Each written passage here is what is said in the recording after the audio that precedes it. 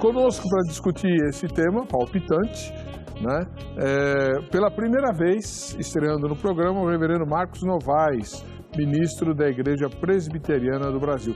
Seja muito bem-vindo, reverendo Marcos. Paz e graça, tudo bem com o senhor? Tudo bem, Heber. Muito obrigado pela oportunidade. Estou feliz por estar no seu programa pela primeira vez. O irmão pastoreia a Igreja Presbiteriana em que lugar? Na cidade de Ibiúna, no centro, na rua Constantine, número 11, ao lado do fórum da cidade de Ibiúna. Seja muito bem-vindo, obrigado por ter viajado, né? Sim. Para estar conosco, uma boa estreia para o irmão. Muito obrigado. Do outro lado, pastor Gabriel de Oliveira Porto, ministro da Igreja Batista Boas Novas. Paz e graça, pastor Gabriel. Obrigado por ter voltado ao programa. Obrigado, pastor Heber. Paz e graça. Eu que agradeço por mais uma vez estar aqui. E é sempre um prazer estar aqui no Vejam Só, debatendo sobre esses assuntos tão importantes. Onde fica a Igreja Batista Boas Novas? A Igreja Batista Boas Novas fica ali na rua Marechal Malete, número 611, Parque da Vila Prudente, São Paulo. Ali pertinho da Avenida Anhamelo, metrô Vila Prudente. Dá para ir de metrô? Dá para ir a pé do metrô Vila Prudente. Que bênção. Muito obrigado pela presença do irmão. A regra é que o debatedor mais velho comece. E no caso é o reverendo Marcos Novaes, ministro da Igreja Presbiteriana do Brasil, lá em Ibiúna, que vai expor o ponto de vista dele agora em 4 minutos. Reverendo? Pois não. A minha posição é que todos os nossos dias estão devidamente ordenados por Deus, e não apenas os nossos dias, mas o sustento dos nossos dias. Nossa vida não está nas mãos do acaso, como queriam os epicureus, né? E nem também na mão do destino. A nossa vida está nas mãos de Deus. E é exatamente, aliás, como diziam os estoicos, né? Os epicureus diziam que nossa vida estava nas mãos do acaso, e aí os estoicos diziam que estava nas mãos do destino. Mas Davi diz que a nossa vida está nas mãos de Deus e o sustento dessa vida. A questão aqui é a interpretação de vários textos, não apenas esse texto. E é muito interessante que quando nós temos dificuldade com as traduções, nós precisamos recorrer ao texto hebraico, no Antigo Testamento, e ao texto grego, no Novo Testamento.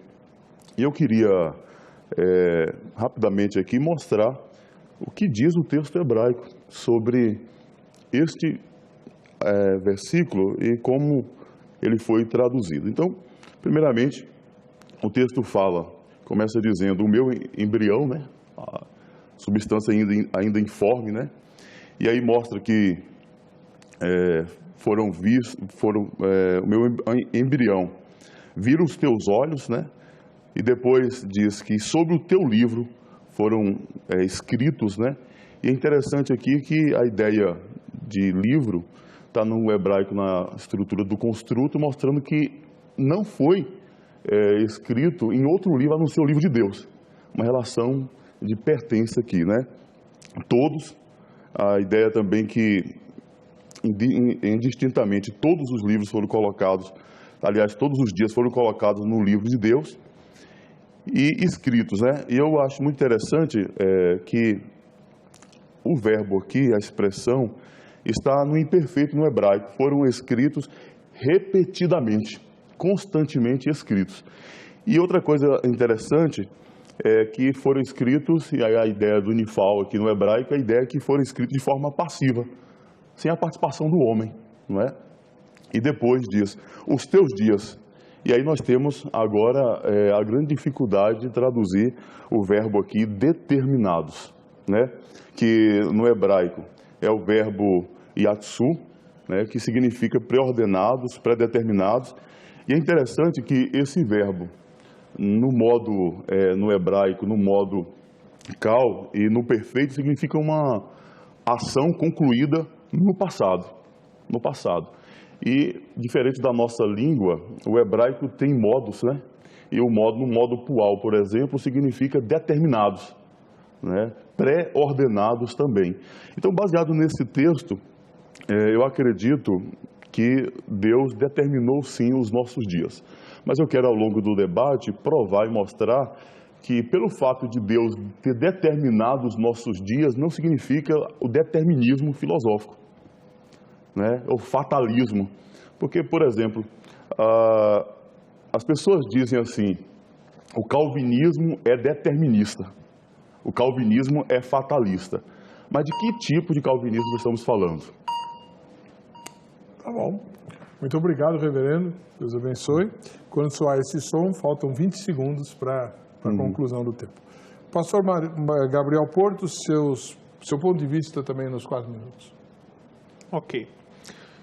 Então, o meu entendimento a respeito dessa questão, antes de entrar na explicação, eu acho importante fazer uma distinção de termos aqui, porque muitas vezes acaba se fazendo confusão entre alguns termos. Tá? Eu prefiro usar o termo definido e não determinado. Definido significa o futuro é um só, será daquela forma. Porque algumas correntes passam a ideia de que o futuro é indeterminado, pode acontecer qualquer coisa, só vai acontecer na hora que a pessoa tomar a decisão. Eu também não creio nisso. Mas existe uma diferença entre definido e determinado. Definido significa Deus tem a certeza absoluta que ocorrerá daquela forma. Está definido que ocorrerá assim e a certeza que não ocorrerá de outro jeito. Né? Agora, determinar significa que Deus ativamente, de forma arbitrária, unilateral, ele age fazendo com que as coisas ocorram daquela forma e que sem essa ação divina não ocorreria daquela forma. Então, o determinar torna Deus o autor indireto de tudo aquilo que ocorre. Por isso, nesse sentido, eu entendo que o futuro está definido por meio da presciência de Deus, mas não determinado, porque se fosse determinado, Deus se tornaria o autor de todo o mal que acontece no mundo. Por exemplo, tornados que teve aí recentemente, por que ocorreram? Porque o ser humano está fazendo mau uso da criação? Não, porque Deus determinou que iria ocorrer. Se ele não tivesse determinado, não ocorreria. Por que aquele rapaz matou várias pessoas lá nos Estados Unidos? Porque Deus determinou que ele fizesse. Se não tivesse determinado, ele não faria. Né? E assim eu poderia pegar várias outras desgraças e coisas que acontecem, colocando que se está determinado por Deus, aconteceu porque Deus ativamente fez ocorrer daquela forma. Eu não creio dessa forma. Eu creio que o futuro está definido, né? E aqui eu até gostaria já de ler um pouquinho, desde o início, o Salmo 139, para mostrar que desde o início ele não está falando nada de determinação. Ele está falando do conhecimento prévio que Deus tem sobre todas as coisas, por meio de sua onisciência. Conhecimento, a onisciência aplicada com relação ao futuro é chamada de presciência.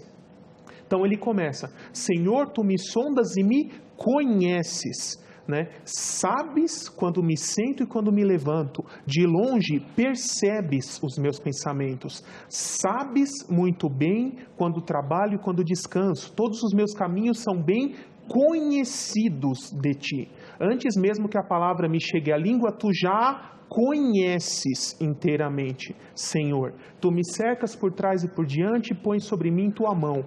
Tal conhecimento é maravilhoso demais para mim e está além do meu alcance. É tão elevado que não posso atingir. Que não vai dar tempo de ler tudo, mas esses primeiros 6 versículos enfatizam a onisciência de Deus. Deus me conhece, conhece as minhas ações, conhece o meu futuro. Não está escrito em nenhum momento aqui que ele determina de forma ativamente. Não está escrito que ele determina quando eu assento ou me levanto, determina o que eu vou falar. Está escrito que ele conhece previamente, antecipadamente. Então aqui a ideia principal é que Deus já conhecia desde a eternidade como será o futuro de cada pessoa e com esse conhecimento prévio nas mãos, ele registra isso nos livros.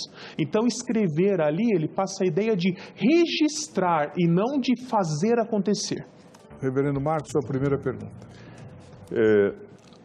Como eu mostrei aqui, nós temos, pastor Gabriel, que ir ao texto, o texto hebraico, e o irmão disse que não há determinação aqui. Eu concordo que não há, concordo plenamente, não há determinação. determinismo, fatalismo. Há soberania de Deus, porque o Salmo, ele trata poeticamente dos atributos de Deus, mas ele não fala, está dividido em 4 estrofes, que fala sobre onisciência, né? Onisciência e onipotência de Deus também, né? Onipresença de Deus. Cada estrofe trata sobre uma dessas questões. E eu gostaria de perguntar para o pastor, como que o pastor interpreta Jó 14, verso 5? Porque nós também precisamos de outros textos que joguem luz, né, a analogia da fé sobre este texto, para tirarmos as nossas conclusões. Como o pastor interpreta Jó 14? Você pode ler o texto para não comer o tempo dele? Sim. Jó, se Deus não determinou os nossos dias, o que o texto hebraico lá do Salmo 139, verso 16 diz, né, Itzar no hebraico está no pual. No pual é determinar, não é apenas criar. Vou provar isso depois, se houver oportunidade. Mas diz assim, visto que os seus dias estão contados, contigo está o número dos seus meses. Tu ao homem puseste limites, além dos quais não passará. Então, reformula a pergunta, por gentileza. Qual é a interpretação do pastor de Jó 14, 5, logo que Deus não determinou? E o texto aqui é tão claro, afirmando que Deus determinou os nossos dias. O senhor ainda tem 1 minuto, pode ler de novo o versículo? Visto que os teus dias estão contados, contigo está o número dos seus meses. Tu ao homem puseste limites, além dos quais não passarás. Lembrando que pôr limite aqui é o verbo hebraico charatz, que significa determinar, pré-ordenar. Como explicar esse texto, então? Essa é a pergunta. 3 minutos para o senhor, pastor. Ok. Então, diante da minha própria explicação na primeira fala, já está praticamente respondido isso. Eu não tenho problema nenhum com esse texto, porque em momento nenhum eu deixei de afirmar que Deus já definiu qual será todo o período da vida da pessoa, quanto tempo ela vai viver, quais são a quantidade de dias que ela terá. O que eu sou contra é afirmar que Deus ativamente age forçando para que seja exatamente daquela forma. Deus, ele pré-conhece. Aqui no caso de Jó, como de qualquer outra pessoa, Deus, já conhecendo todo o futuro por antecipação, já sabia de antemão, por meio da sua onisciência, como seria toda a vida de Jó e quanto tempo ele iria viver, e com esse conhecimento prévio nas mãos, ele tem condição de definir e registrar isso em seu livro, o período da vida de cada um. E já que foi abordada a questão do verbo ali no Salmo 139, eu quero comentar aqui um pouquinho. Realmente a palavra ali é yatsar, né? A forma como está conjugada no verso 16 é yutssaru, e no seu sentido mais simples ela significa criar, formar ou até modelar. E muitas Bíblias, traduções boas, como a Bíblia Hebraica Sefer, NTLH, a RC, a Bíblia Ecumênica, todas elas não traduzem como determinar, traduzem como dar forma, modelar, fazer, né? Mostrando que Deus já tem esse pré-conhecimento e que está de acordo com o plano de Deus, mas que ele não precisa forçar para que ocorra dessa forma. E é importante entender que essa ideia de escrever no livro não significa necessariamente que Deus está fazendo acontecer.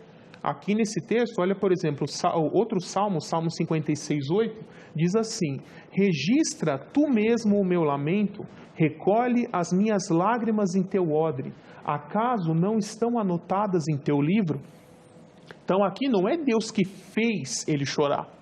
Deus está registrando o lamento dele. Deus tem esse conhecimento prévio e registra.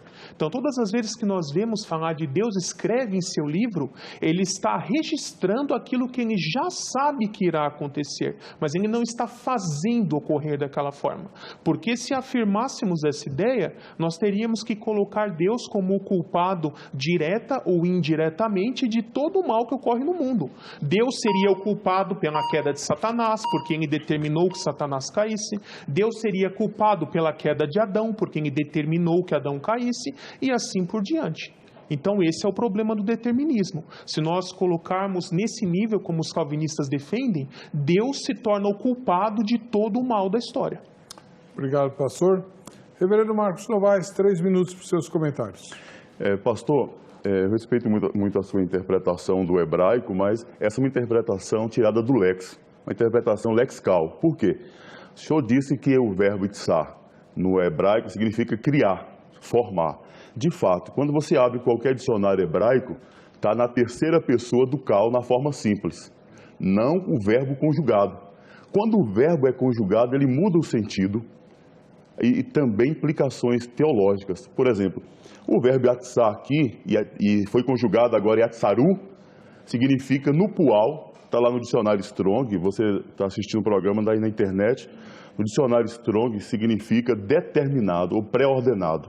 E no plural ainda mais, de forma intensiva, né? Deus determinou de forma intensiva e o homem é passivo aí. É o que diz os gramáticos, né? É o que diz os hebraístas com relação ao verbo. Então, nós não podemos pegar o verbo do dicionário e ter uma interpretação lexical do dicionário. Nós precisamos ver como o verbo está conjugado. E o verbo conjugado no hebraico aqui é exatamente determinar. E há também outros textos que provam isso, onde está itzar no hebraico. O Novo Dicionário Internacional de Teologia, por exemplo, nós temos lá onde o verbo é quase sinônimo de bará, lá em Gênesis 1, Gênesis 1, verso 1, no princípio criou Deus, bará, Elohim, ali é bará, o itzar é quase um sinônimo de bará para a criação, mas quando está conjugado no plural, não. Quando está conjugado no plural é pré-ordenar e pré-determinar. E você falou de calvinismo e determinismo. Não. A Confissão de Fé, no capítulo 3, diz o seguinte, a Confissão de Fé de Westminster, elaborada por calvinistas, os sábios eruditos lá da Assembleia de Westminster, que Deus pré-ordenou todas as coisas pelo seu muito sábio conselho, né? E todas as coisas são determinadas por Ele, de sorte que Ele não é o autor do pecado e nem tirado a liberdade da criatura, nem das causas secundárias. E eu concordo contigo quando você diz que se Deus agisse de forma arbitrária no homem, sim, mas isso é conceito filosófico. Você está trazendo um conceito filosófico para interpretar um texto onde no judaísmo e cristianismo nós não temos conceito filosófico de determinismo. O calvinismo clássico não defende determinismo. A Bíblia fala que Deus ordena todas as coisas, mas a mesma Bíblia diz que eu sou livre. Na teologia você sabe que isso é antinomismo, né? É um antinomismo. Nós não compreendemos ainda, mas a Bíblia afirma ambas as coisas. Muito obrigado, reverendo. Pastor Gabriel de Oliveira Porto, sua primeira inquirição. Ok. Então, irmão, isso é uma contradição no sistema calvinista, mas a Bíblia não afirma dessa forma. A Bíblia diz que tudo ocorre de acordo com a vontade de Deus, mas que não foi determinado por Deus. Aí que envolve o pré-conhecimento de Deus, a permissividade de conceder liberdade ao ser humano, e ele, por meio de sua onisciência, de sua sabedoria, age concretizando e cumprindo seus planos, sem para isso ter que violar a liberdade do ser humano. Então, nesse sentido, não podemos dizer que está determinado, mas que está definido. Porque determinado, a própria palavra, em seu sentido básico, passa a ideia de que Deus age para que ocorra dessa forma, o que não pode ser o caso. E você colocou a questão da tradução como se fosse um achismo meu, como se eu tivesse acordado hoje e falado de que forma que eu vou querer traduzir isso. E eu citei aqui por nome 4 excelentes traduções bíblicas que não traduzem por determinar. Não é achismo meu. Eu vou falar de novo. Bíblia Hebraica Sefer, NTLH, Almeida Revista e Corrigida, Tradução Ecumênica, entre outras, que são traduções que não traduzem por determinar. Então, todos eles estão errados, na sua opinião, porque traduziram errados. E pegar dicionário de Strong, pegar o autor calvinista para definir termos calvinistas, é lógico que ele vai ser tendencioso para o calvinismo. Então, é praticamente desconsiderado isso. E já dentro dessa ideia de que se Deus realmente determina tudo o que acontece, e por consequência lógica, tudo o que acontece porque Deus quer que ocorra, e tudo que ocorre, ocorre porque Deus quer que seja daquela forma, o futuro já estaria definido de uma forma amarrada, fatalista. E ninguém seria capaz de agir contra essa determinação do próprio Deus. Logo, ninguém teria liberdade para fazer nada. Então, eu gostaria de ler aqui Gênesis 4, versos 6 e 7, diz assim: O Senhor disse a Caim: Por que você está furioso? Por que se transtornou seu rosto? Se você fizer o bem, não será aceito. Mas se não o fizer, saiba que o pecado o ameaça a porta. Ele deseja conquistá-lo, mas você deve dominá-lo. E em complemento a isso, 1 João 3,12 diz assim: Não sejamos como Caim, que matou seu irmão. E por que o matou? Porque suas obras eram más e as de seus irmãos eram justas. Então aqui nós temos duas opções. Ou Deus mentiu ao dizer que Caim tinha a opção de matar ou não matar Adão, ou Abel, ou Caim não tinha liberdade e simplesmente cumpriu a determinação divina. Então eu queria que o irmão explicasse isso aqui. Caim, afinal, ele matou Abel porque escolheu matar ou porque Deus determinou? E aí, no caso, Deus é mentiroso em dizer que não tinha escolha. 3 minutos para o senhor. Se precisar, o senhor terá mais 15 segundos. Sobre a questão da tradução, é interessante que muitas traduções estão de acordo com o texto hebraico. A ARA, a Nova Versão Internacional, BS 21, a King James do século XVI, que foi escrita para combater os excessos da Bíblia de Genebra, traz lá: e em teu livro foram registrados todos os meus dias, fixados ainda. NVI, como eu disse, Bíblia de Jerusalém, NBV, SBP e segue. Será que todas essas traduções aqui têm influências calvinistas? Se a Bíblia de Jerusalém foi traduzida por calvinista, glória a Deus, 500 anos da Reforma, não é? Então, as traduções estão de acordo com o texto original, com o texto hebraico. E sobre a sua pergunta, eu defendo a linha compatibilista, ou seja, a liberdade, a soberania de Deus e a agência humana não se contradizem em um último plano. Deus é a causa primária, nós somos a causa secundária.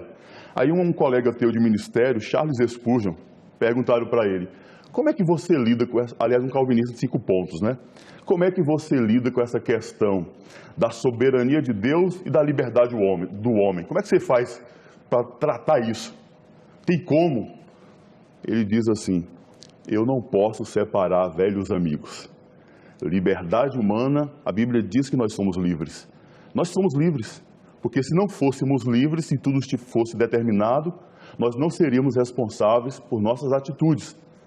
Se não fôssemos responsáveis por nossas atitudes, não poderíamos ser condenados por elas, que é um absurdo, do ponto de vista ético. Então, o que diz o compatibilismo, a visão que eu defendo? Soberania de Deus e responsabilidade humana andam juntas. Eu vou entender isso? Jamais. Isso se chama antinomismo. Aliás, a Trindade nós não compreendemos, as duas naturezas do Redentor nós não compreendemos. Bancroft, um pastor batista, escreveu Teologia Elementar e diz: tente explicar a Trindade e você perderá a cabeça. Tente negá-la e você perderá a alma. Eu não compreendo perfeitamente. Agora, a definição da Confissão de Fé de Westminster é perfeita. Deus ordenou todas as coisas, mas não tirou a liberdade humana, não é o autor do pecado, e as coisas contingentes, ou as coisas secundárias, não são tiradas, mas são postas, como diz a Bíblia. Eu estou aqui nesse programa porque eu quero, mas estava escrito no livro de Deus. Obrigado, reverendo. Tá bom, pastor Gabriel, seus comentários? Bom, irmão, o que eu posso dizer primeiro é bem-vindo ao sinergismo, né, porque a sua resposta foi exatamente o que o sinergismo defende, de que Deus, na sua soberania, cumpre seus planos de acordo com a sua presciência, sem violar a vontade humana, e que por isso o ser humano continua livre e responsável pelos seus atos. Então, o senhor acabou de dar exatamente a definição do sinergismo, de que o futuro está definido, fixado, mas não pré-determinado. Porque essa é a distinção que eu estou fazendo desde o começo. E realmente eu concordo quando o texto hebraico diz que está fixado, em algumas traduções, está definido, como o senhor mesmo citou. Mas eu não concordo com a palavra predeterminado, porque isso implicaria numa ação direta de Deus para que ocorresse dessa forma. E é aí que está o problema. Então, ao que parece, o irmão ainda não conseguiu entender bem essa distinção de termos e está achando que os dois são a mesma coisa, né? É nessa distinção que reside o problema.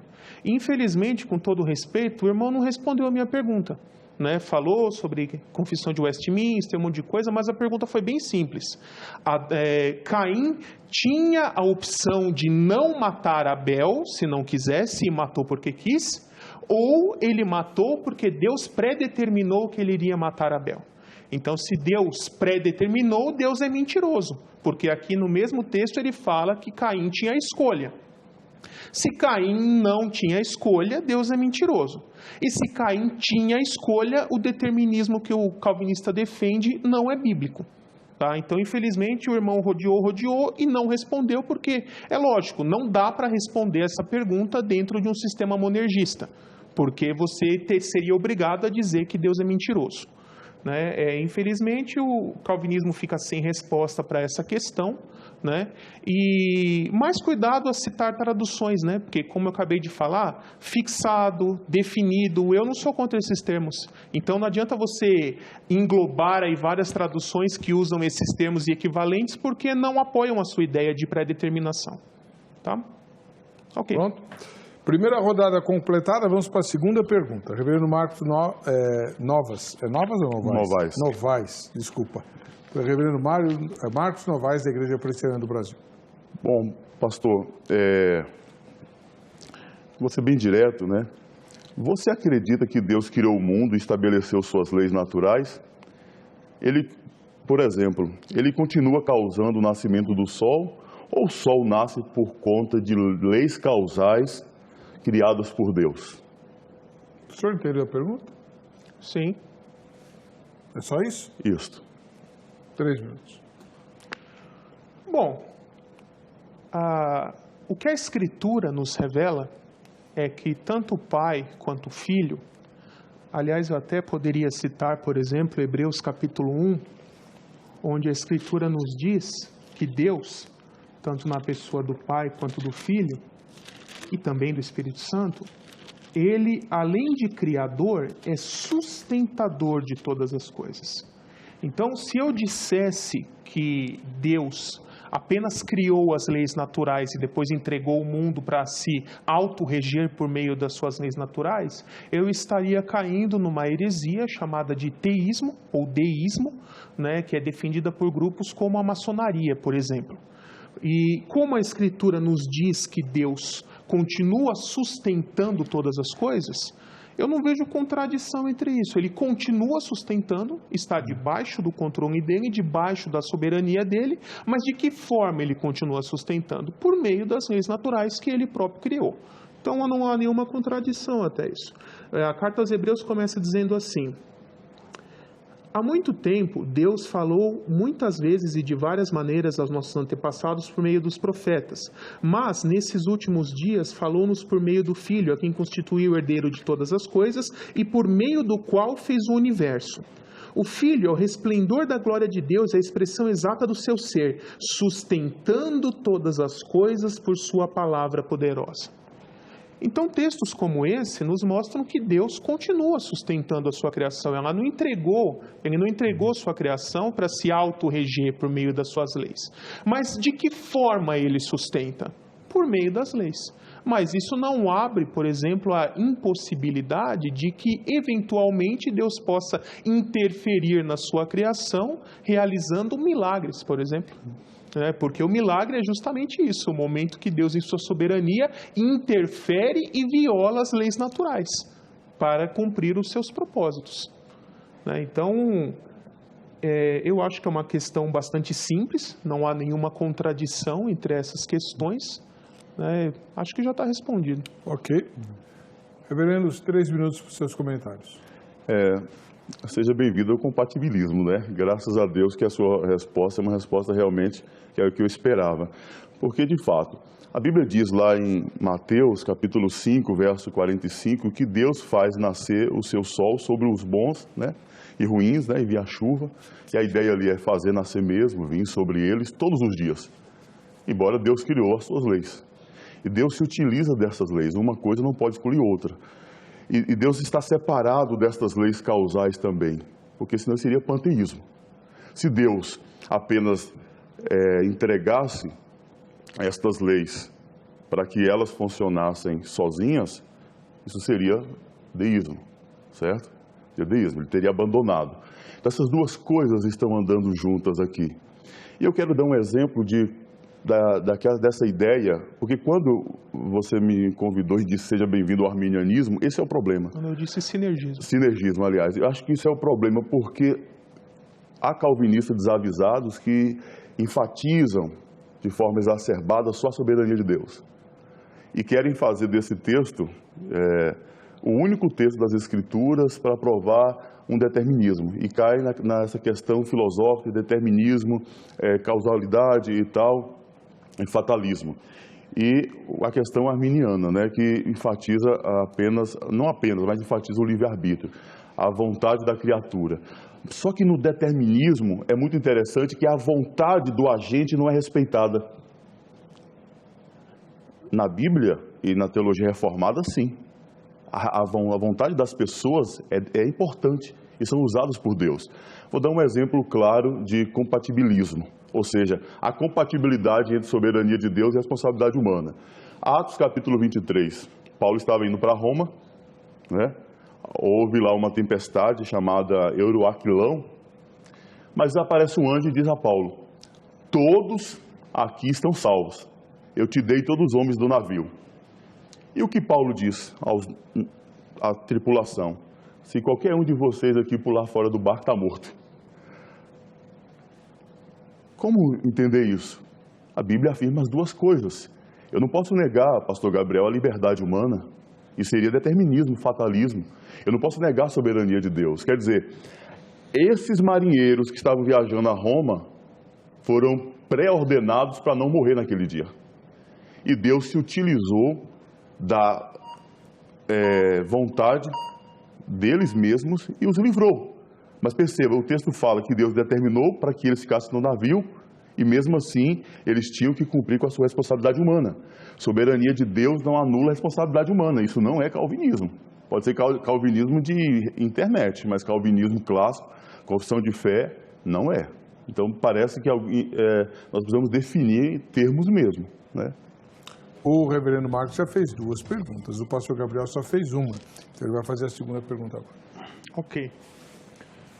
Então, realmente, um dos grandes problemas do calvinismo é isso, é essa incoerência, né, de afirmar que Deus predetermina tudo, mas ao mesmo tempo o homem continua sendo livre e a culpa é dele quando ele erra. Então Deus não predetermina, não tem como conciliar essas duas coisas. Por isso que o arminianismo é muito mais coerente, muito mais lógico e muito mais bíblico ao explicar a questão por meio da presciência e da permissividade de Deus. Né? Porque se Deus realmente predeterminasse tudo ocorreria exatamente da forma que Deus quer. E tudo que Deus quer iria se cumprir. Então, como entender textos, por exemplo, como Mateus 23, versos 37 a 39, onde Jesus diz assim: Jerusalém, Jerusalém, você que mata os profetas e apedreja os que lhes são enviados, quantas vezes eu quis reunir os seus filhos como a galinha reúne os pintinhos debaixo de suas asas, mas vocês não quiseram. Né? Também Atos 7,51, povo rebelde, obstinado de coração e de ouvidos, até quando vocês são iguais aos seus antepassados, sempre resistem ao Espírito Santo. Então, esses são textos, alguns exemplos, que mostram que, embora Deus tenha uma vontade boa, Ele não viola a vontade do ser humano para cumpri-la. Se Ele tiver que violar a vontade, Ele prefere não fazer. Porque a vontade de Deus é que todos se salvem. Olha aqui, por exemplo, 1 Timóteo 2, versos 3 e 4. Isso é bom e agradável perante Deus, nosso Salvador, que deseja que todos os homens sejam salvos e cheguem ao conhecimento da verdade, né? E o próprio Charles Spurgeon, que o senhor fez questão de citar, ele diz que aqui que todos são todos, e não só alguns ou tipos de homens, como o calvinismo afirma. 1 Timóteo 4,10, porque temos colocado a nossa esperança no Deus vivo, Salvador de todos os homens. Agora olha o restante, especialmente dos que creem. Então ele também está falando dos que não creem. Tito 2,11, porque a graça de Deus se manifestou salvadora a todos os homens. 1 João 2,2, ele, Cristo, é a propiciação pelos nossos pecados, mas não somente pelos nossos, mas também pelos pecados de todo o mundo. Pergunta. Né? Então, se textos como esses mostram que a vontade de Deus é que todos sejam salvos, e aqui em Mateus 23 ele diz que queria salvar, mas que eles não quiseram receber essa salvação, como sustentar que Deus predetermina todas as coisas? 3 minutos, reverendo. Quando o senhor diz que não entende, seja bem-vindo ao time, eu também não entendo. Eu não disse que não entendo, eu disse que vocês são contraditórios. Não, Pode responder. O incompatibilista arminiano e calvinista, que é o outro erro também, não tenta casar essas duas coisas para ver se elas se combinam, né? A soberania de Deus e a responsabilidade humana, mas o compatibilista não. Ele tenta e reconhece o mistério. Ele trabalha o que a Bíblia ensina. Eu não vou ter tempo para fazer a exegese de alguns textos, como Tito, se o senhor cita Tito 2,15, a graça de Deus se manifestou salvadoramente a todos os homens. Nos versos anteriores, começa com uma conclusiva, pois, ou portanto, a graça, por quê? Está concluindo o assunto dos versos anteriores. Ele fala de classe de jovens, de idosos, né? E Spurgeon discorda disso. Spurgeon não é aferidor da verdade bíblica, nem Calvino. Só vale a pena citar ele quando ele concorda com você. Mas o Espírito Santo falando. O senhor agora precisa respeitar a minha fala, né? Pode falar. E é interessante que, aí o senhor cita, a classe de pessoas, Deus deseja que todos os homens sejam salvos. Aí no verso 1 ele diz para orar por todos os homens. Que homens são esses? O todos ali é pantos, no grego aparece a expressão 3 vezes pantos ali no grego. Reis e os homens investidos de autoridade. Todos ali não é quantitativo, é qualitativo. Uma exegese mínima aponta para isso. Agora eu quero mostrar para o senhor alguns textos que eu nunca vou compreender, nem Calvino, mesmo que ressuscitasse aqui, não vejam só. Olha só, Atos 2, 23. Sendo este entregue pelo determinado desígnio, aí vem a palavrinha que o senhor deve gostar muito, e presciência de Deus. Desígnio aqui é bulê, não é teleman lá no grego. Bulê é desígnio, é destino, é predestinação. Vós o matastes. Ué, quem mata aqui? Os homens. É o discurso de Pedro. Crucificando por mãos iníquas. Ou seja, Deus designou, bulê, não é apenas desejo de telema. E, aliás, alguns textos que o senhor citou é telema, e existe uma diferença no grego entre bulê e telema. Desígnio e vontade apenas, né? No grego, desígnio é aquilo que Deus determinou mesmo e vai fazer. Vontade não é uma vontade preceptiva, é decreto de Deus. E então, aqui está a resposta. Eu nunca vou conseguir compreender, harmonizar perfeitamente isto. Eu convivo com o mistério. Onde a revelação se cala, eu me calo. Agora, a Bíblia, para calvinistas e arminianos, é a mesma. Ela afirma as duas coisas. Deus soberano e o homem livre. E o senhor pode apresentar aí um punhado de textos, milhares de textos. Vai ter outros que vão fazer a mesma coisa. Mas a Bíblia está dizendo uma única coisa. Deus é soberano e eu sou livre. O tempo acabou, pastor. Está ótimo. 3 minutos para o senhor, pastor Gabriel. Eu concordo que Deus é soberano e que o ser humano é livre, porque isso é justamente o que o arminianismo afirma, porque o calvinismo afirma que o ser humano não é livre, porque ele fica com esse joguinho de, é mistério, não conseguimos explicar. Ele não consegue explicar porque o seu sistema é incoerente, é por isso que não consegue encaixar. Mas o arminianismo encaixa perfeitamente, por quando se dá a ideia de que Deus definiu todo o futuro está definido, mas não por uma ação direta de Deus, tudo se encaixa sem nenhum problema. A presciência de Deus explica tudo de forma redondinha, não existe mistério nenhum. O mistério é quando se tenta manter um sistema errado, um sistema incoerente. Aí só vai encaixar metade da Bíblia mesmo. E aqui, por exemplo, eu poderia citar Romanos 8, versos 28 a 30, onde diz assim: sabemos que Deus age em todas as coisas para o bem daqueles que o amam, daqueles que amam a Deus, dos que foram chamados segundo o seu propósito. Pois aos que de antemão conheceu, também os predestinou, e aos que predestinou, chamou, santificou, glorificou. Então, se a eleição fosse incondicional, como os calvinistas afirmam, que isso é uma consequência da pré-determinação, ela seria a primeira etapa aqui no processo, mas não é a primeira, é a segunda. Aos que de antemão conheceu. E quem são esses que conheceu? O verso anterior fala, os que amam a Deus. É por isso que o mesmo Paulo lá em Coríntios vai dizer, aquele que ama a Deus é conhecido de Deus. E o próprio apóstolo Pedro, no começo de sua carta, vai chamar aos eleitos de Deus, escolhidos segundo a presciência de Deus Pai.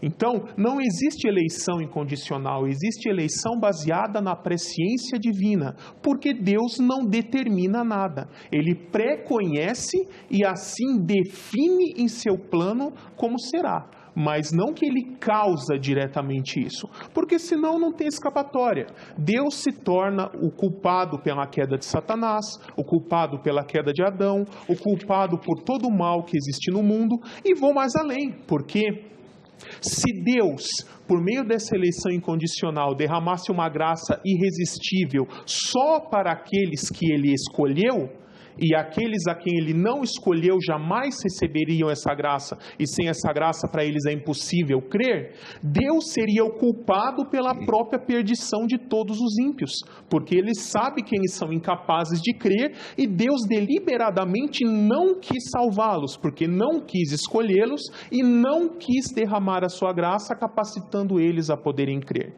E vai completamente contra a todos esses textos que eu mostrei. Eu posso até ler agora, por exemplo, 2 Pedro 3,9. O Senhor não demora em cumprir sua promessa, como julgam alguns, ao contrário, Ele é paciente com vocês, não querendo que ninguém pereça, mas que todos cheguem ao arrependimento. A vontade de Deus é salvar a todos. Mas por que Ele não salva a todos? Porque Ele não viola a liberdade do ser humano.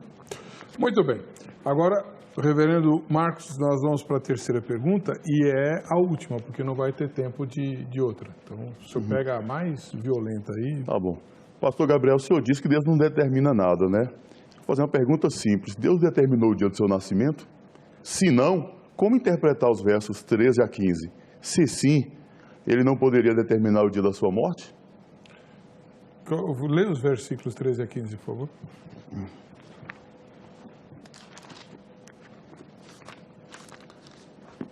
Pois tu formastes, né? Formar aqui, canak no hebraico, né? Ou seja, criar o meu interior, e tecestes, sarak no hebraico, a ideia de tecer, tricotar no seio de minha mãe. Graças te dou, visto que por modo assombrosamente maravilhoso me formastes. As tuas obras são admiráveis, e a minha alma o sabe muito bem. Os meus ossos não te foram encobertos, quando no oculto fui formado. Itzav, outro verbo hebraico mostrando criação. E entretido como nas profundezas da terra. Bom, os três verbos no hebraico mostram que Deus criou. Aliás, tem um verbo aqui no Unifal, que a ideia de criou de forma intensiva. Se Deus não determina, o senhor acabou de falar isso, eu ouvi muito bem, eu quero saber o seguinte: Deus determinou o dia do seu nascimento? E se não determinou, como explicar esses versos? E se ele determinou, caso o senhor diga sim, ele não poderia ter determinado o dia da sua morte? Ou Deus só determina o nascimento e não a morte? O senhor entendeu a pergunta? 3 minutos. Infelizmente, mais uma vez, uma pergunta incoerente, né? Porque pelas minhas próprias explicações anteriores já explicaram isso de forma exaustiva quase. Porque, mais uma vez, parece que o irmão não entende a diferença entre definido e determinado. Deus definiu o dia do meu nascimento, definiu o dia da minha morte, sabe exatamente qual será a duração da minha vida. Mas isso não significa que Ele determinou, que Ele vai fazer com que eu morra em determinado dia. Isso é a presciência divina. Aqui o verso 16, na tradução ACF, diz assim: os teus olhos viram o meu corpo ainda informe, e no teu livro todas essas coisas foram escritas, ou seja, registradas por meio da presciência, as quais em continuação foram formadas, quando ainda nenhuma delas havia. Aqui ele está falando da onipotência de Deus pelo meio do poder criativo. Deus cria o ser humano, cria no ventre da mãe ainda informe, Ele já definiu como será essa pessoa, definiu o dia que ela vai nascer, a cor do olho, a cor do cabelo e assim por diante. Mas nada disso tem a ver com determinação. É só uma presciência das escolhas naturais de como tudo fluirá. Então, mais uma vez, o irmão não está conseguindo entender a diferença entre definição e determinação, né? Parece que, ou então eu acho que até o irmão já entendeu, mas acho que não tinha outra pergunta e achou que a minha posição seria diferente e acabou sobrando só essa pergunta mesmo, né? Mas já estava respondido, eu não precisava nem responder isso, eu estou só me repetindo aqui, em ter que explicar mais uma vez que o futuro está definido, acontecerá exatamente só uma linha de futuro, não existe vários futuros indefinidos, existe um só, mas não é Deus que arbitrariamente causa tudo isso, Ele só pré-conhece desde a fundação do mundo e registra isso, inclusive até a profecia bíblica é um exemplo claro disso. Como que Deus revela a profecia? Porque Ele sabe como será o futuro. Se Deus tivesse... Olha como seria hilário isso.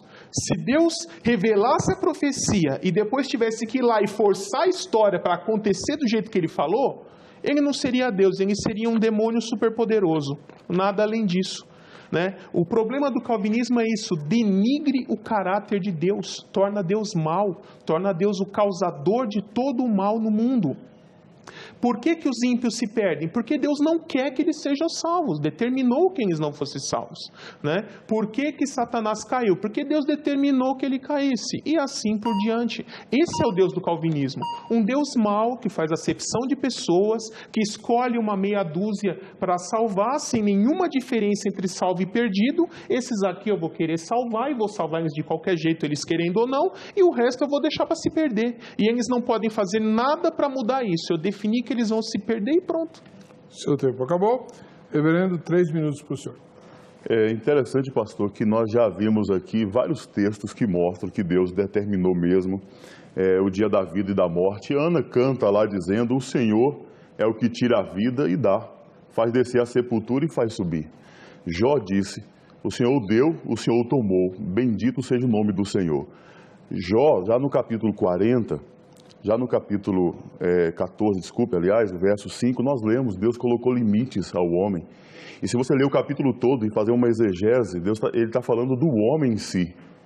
Do homem, ele faz a comparação do homem, que está determinado a morrer, tem os seus dias contados, né, com a natureza. A esperança para a árvore cortada, que as pessoas usam esse texto de forma equivocada, mas para o homem não. Porque está determinado o dia. Só que Jó está contado. Pastor, por favor, pastor. Não está determinado. Você está alterando o texto. Está dizendo contado, você fica inventando palavras determinadas. Eu não estou inventando palavras, estou dizendo que a Bíblia diz. Salmo 90, verso 12. Ensina-me a contar os meus dias para que eu alcance o coração sábio. Contexto, Salmo é de Moisés, contexto do deserto. Lá no deserto só poderia viver 70 ou, dependendo da robustez física, 80 anos. E Moisés diz: ensina-me a contar os meus dias para que eu alcance o coração sábio. Nossos dias, segundo a Bíblia, estão todos determinados. E aliás, a força dos textos hebraicos,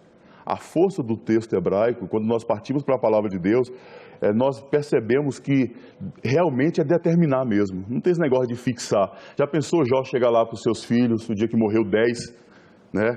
E Deus não tirou as causas secundárias, contingentes, os caldeus matando a família de Jó, terremotos e tudo que aconteceu lá no contexto, no texto. Deus quis assim. Deus estava vendo. A oração de Jó é outra. O Senhor deu e o Senhor tomou. Baruque Yahvé, bendito seja o nome do Senhor. Então, você que está nos assistindo, saiba disso, a vida é determinada por Deus. E nós temos que viver essa vida para a glória de Deus. Os meus dias estão determinados, mas isso não é determinismo, porque ao determinar os dias que eu vou viver, Deus também determinou, na sua soberania, me sustentar, cuidar de mim. Então, Deus planejou o meu nascimento, Deus me criou, Deus me governa e Deus me sustenta. O Senhor citou textos, Hebreus, ele sustenta todas as coisas pela palavra do seu poder. No dia que Deus quis deixar de sustentar, o homem morre. Né? Colossenses 1, 17, todas as coisas subsistem nele. Então, pastor, queira o arminianismo ou calvinismo ou não, seja lá o que for, nossos dias estão determinados. Tá bom. E viva bem os seus. Obrigado, reverendo Marcos Novaes. Agora, pastor Gabriel, sua última pergunta. Infelizmente, isso aí que a gente está acompanhando é o resultado de alguém que segue um sistema e que vive com essas contradições, né? Porque é claramente contraditório. Deus determinou, mas não é determinismo. Então, o que é determinismo? Determinismo é determinar. Não, Deus determinou, mas não é determinismo. Enfim, isso é calvinismo, né? Contraditório por natureza. Então, aqui, se Deus determinou exatamente como será os dias de cada um, e isso é invariável e inflexível, eu gostaria de ler o texto de 2 Reis 20, versos 1 a 7, conta a respeito do rei Ezequias o seguinte: naquele tempo, Ezequias ficou doente e quase morreu. O profeta Isaías, filho de Amós, foi visitá-lo e disse: assim diz o Senhor, ponha em ordem a sua casa, pois você vai morrer, não se recuperará. Assim diz o Senhor. Ezequias virou o rosto para a parede e orou ao Senhor, dizendo: lembra-te de mim, como tenho te servido com fidelidade e com devoção sincera, tenho feito o que tu aprovas. E Ezequias chorou amargamente. Antes de Isaías deixar o pátio intermediário, a palavra do Senhor veio a ele, dizendo: volte e diga a Ezequias, líder do meu povo, assim diz o Senhor, Deus de Davi, seu predecessor, ouvi sua oração e vi suas lágrimas, eu o curarei. Daqui a 3 dias você subirá ao templo do Senhor, acrescentarei 15 anos à sua vida. E o texto prossegue.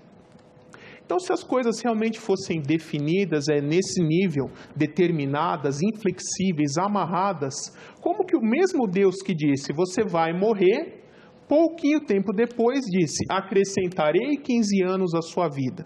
Então, ou o determinismo calvinista não existe, ou então Deus é mentiroso. Né? Com qual das duas opções o irmão fica? Dizer que Deus é mentiroso ou dizer que o determinismo não é bíblico, porque contradiz com esse texto? Primeiro que Deus não é mentiroso e que o calvinismo não é determinista.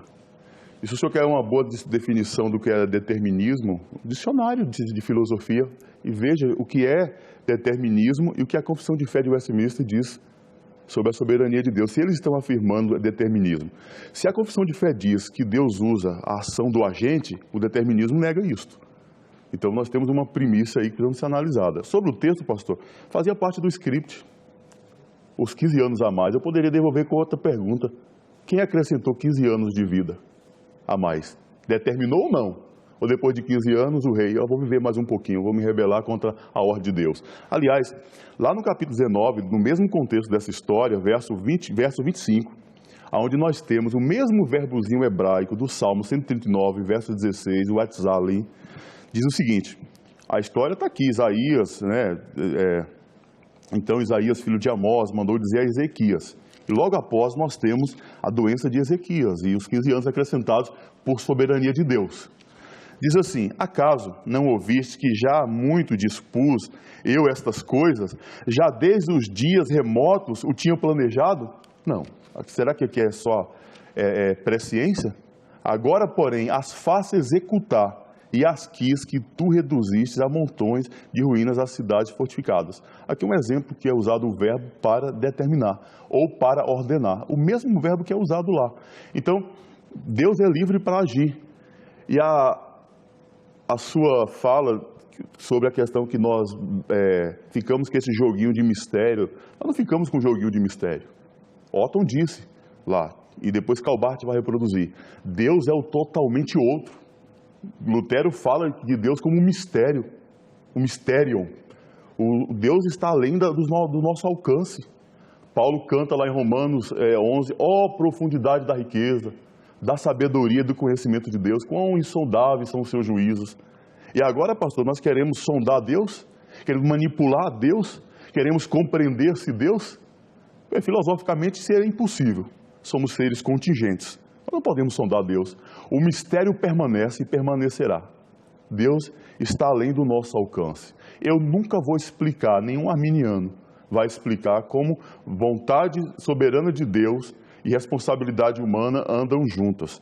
Eu não posso dizer, li recentemente agora um artigo do W. Pink falando sobre isso. A Bíblia diz assim, vinde a mim todos os que estáis cansados e oprimidos, eu vos aliviarei. Então mais sobre vós o meu jugo e tal. E a Bíblia diz, ninguém pode vir a mim se o Pai que me enviou não o atrair.